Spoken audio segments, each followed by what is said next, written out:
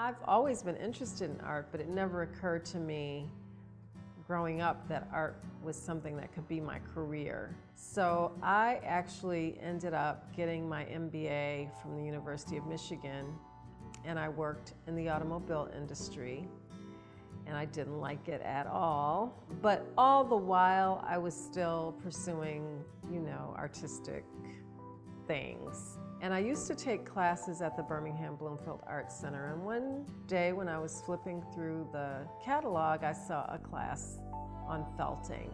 And I had never heard of it before, I didn't know what it was, but it just, it just appealed to me. There used to be an event called the Bal Africaine that was hosted by the DIA, and it was like the big gala event for Black people in Detroit. I was going to the Bal, and I had this amazing dress to wear, but I needed a wrap to wear with it. And I went to look for something in the stores, and I couldn't find just the right thing. And I don't know, something just said, oh, I can make it.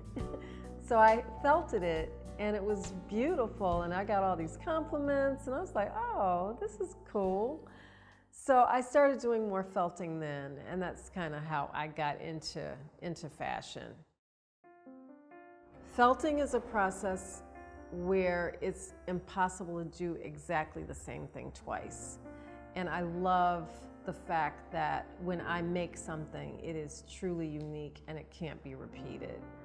The work that I do involves no waste at all.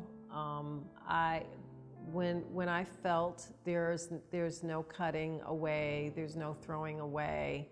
If I felt something and it doesn't come out right, then I can take that fabric and put it into a different object or garment. With eco-dyeing, I only use plant materials. So I use things like leaves and onion skins, flowers. And with those processes, there's no toxins going into any, waterways. When I'm done with my dye pot and I pour it out, it's not polluting anything. And again, it's the same kind of thing where if I do an eco print, I can never do that exact same eco print again. It's just gonna be one of a kind. I think it's a Native American quote. It says, "We do not inherit the earth from our ancestors, we borrow it from our children." If we have any concern at all for the generations that are to come, then we have to do this work. And I really feel like we have to do so much more than we're doing right now, or there will be nothing left.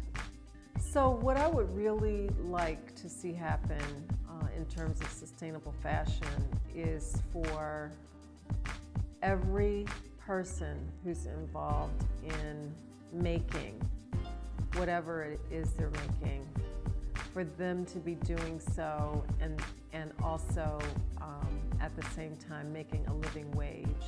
Really what I want for the world is for everyone to be thriving. And that's a huge, huge wish. And it seems sometimes that it's unrealistic, but I think it's a possibility. I have to hold on to the hope that that's a possibility for the world.